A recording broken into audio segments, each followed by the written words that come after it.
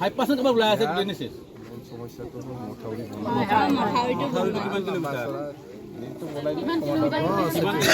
মানে কি হয় ঘৰবোৰ চাপৰ যদিও ঘৰবোৰ তল গ'লেও মঠাইটোত অকণমান আশ্ৰয় ল'বলৈ ভাল মঠাইটোৱে নাই মথাউৰি হয় লগাই থৈছে টেক্সি মৰাং চাৰিলিৰ পৰা গড়গুপ তিনিলৈকে 6.5 কিলোমিটাৰ আছে কিন্তু তাৰ পৰা মথাউৰি মঠাইটো ওখ কৰি দিলেও আমি অকণমান আশ্ৰয় ল'বলৈ পাওঁ বা গৰু গাই হ'লেও আশ্ৰয় দিব পৰা হয় মূল পইণ্টটো কৈ দিলে হ'ল মথাউৰি 6.5 কিলোমিটাৰ দুইফালে দুইটা পাৰ হ'লে আপোনাৰ বাছ হৈ গ'ল সেইটোৱে লাগে আৰু খাৱা দাৱা নালাগে খাৱা দাৱা লাগিব না নাই আপোনাক থাকিলে আমি দিয়া থাকিম আপোনাক আছে কাৰণে আমি দিয়া আছোঁ কৈছিলতো মথাউৰি বনাই দিলে মানে মানুহখিনি অন্ততঃ বানকান্তৰ পৰা বাচি থাকিব